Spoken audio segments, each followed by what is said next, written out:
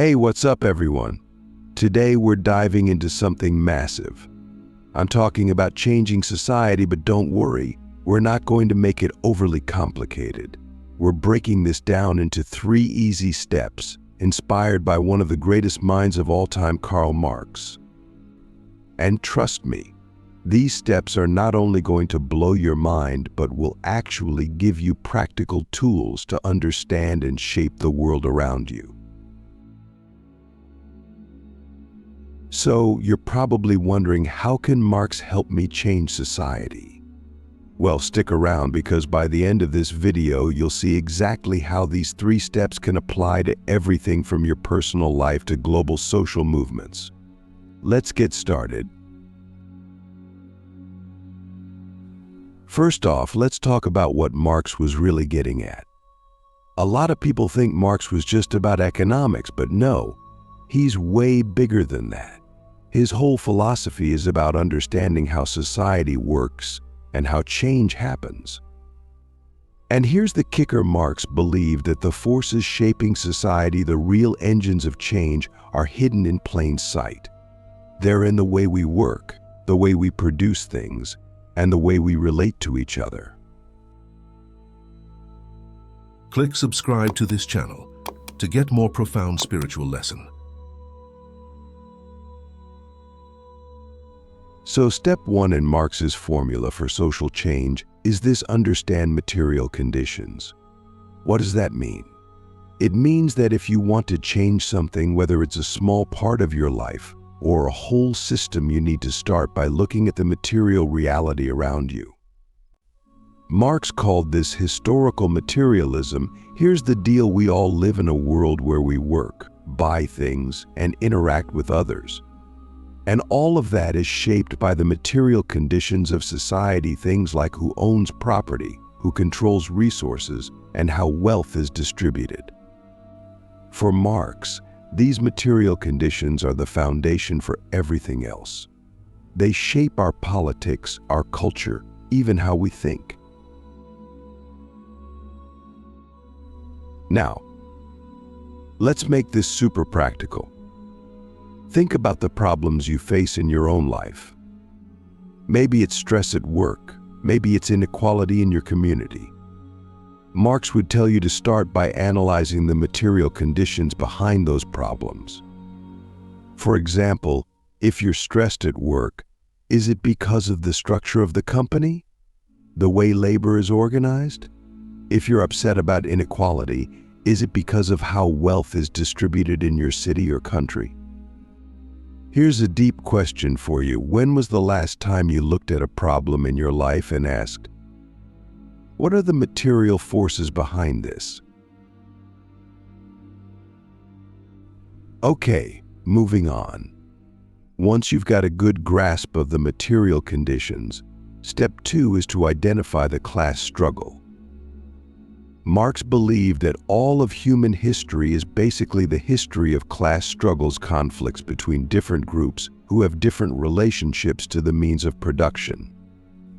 The key word here is production: who produces the wealth, who controls it, and who benefits from it. In any society, there are people who own the means of production: factories, land, capital, and there are people who don't. Marx called these groups the bourgeoisie, the owners, and the proletariat, the workers. And here's the thing: every social problem, according to Marx, can be traced back to this core conflict between those who have and those who have not. But it's not just about money, it's about power. And this isn't just an abstract theory, it's something you can see in everyday life. Think about it. Have you ever felt like your boss has more control over your life than you do? Or have you ever noticed how certain people seem to have more opportunities just because of where they come from, while others are stuck struggling no matter how hard they work? That's class struggle in action. Marx believed that if we want to change society, we need to shift the balance of power in favor of the workers, the people who actually create value. And that doesn't always mean revolution in the dramatic sense. It can be as simple as organizing, standing up for your rights, and working together with others who share your interests. Here's another deep question: what class struggles are you personally involved in, even if you don't realize it? Whether it's at work, in your community, or even in your family, these struggles are everywhere. It's just a matter of recognizing them. Now we're getting to the good stuff. Step 3 is arguably the most important: harness collective action.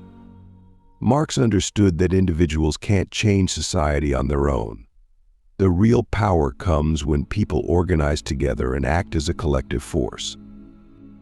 This is where he talks about the working class gaining class consciousness, the awareness that, as a group, they have the power to change the system. Let's break this down. If you want to solve a problem, whether it's personal or societal, you have to realize that you're not alone. The issues you face are shared by others. And that's where the magic happens. Once you understand that other people are struggling with the same problems, you can join forces and work together. That's what collective action is all about. Think about every major social change in history: civil rights, labor movements, environmental activism.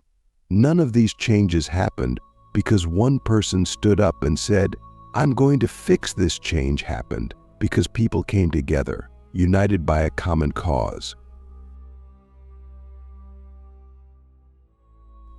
And you don't have to be a revolutionary to harness collective action. It can start small. Maybe you and your coworkers advocate for better working conditions. Maybe you and your neighbors come together to improve your community. The point is, when people act together, they create a force that's way more powerful than any individual effort. Here's the last question for this part: what's one issue in your life or in the world that would be easier to solve if you worked with others? And more importantly, what's stopping you from organizing? All right, we've covered a lot already, but we're just getting started. We've talked about understanding material conditions, identifying class struggles, and harnessing collective action.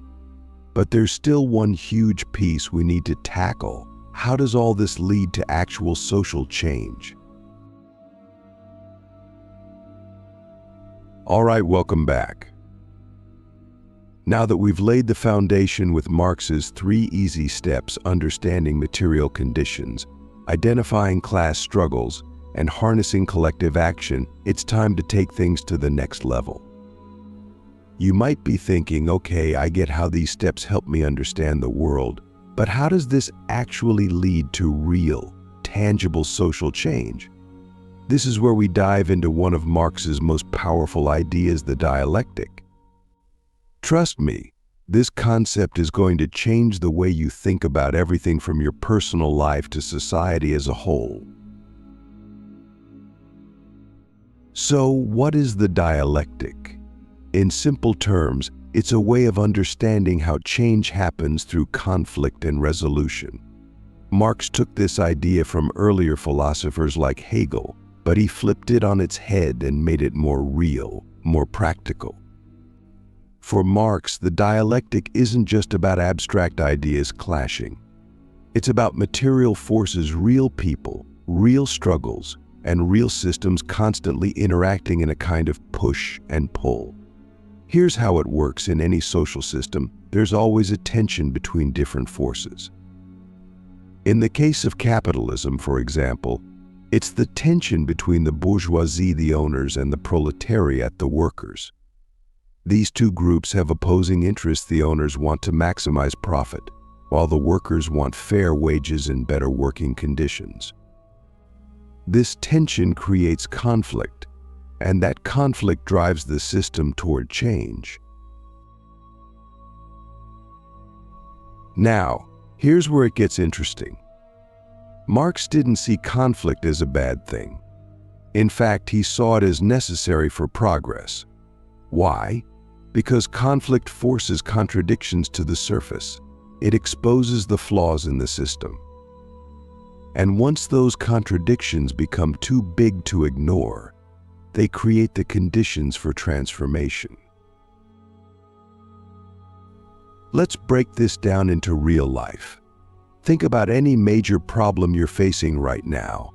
Maybe it's something personal, like a toxic work environment, or something bigger, like social injustice. There's always a conflict at the core of that problem. The question you should be asking is, what are the contradictions at play here? What forces are pushing against each other, and how can that tension lead to change? Here's a deep question for you: what conflicts in your life might actually be opportunities for growth? Marx would say that instead of avoiding conflict, we should embrace it, because it's often the catalyst for something better.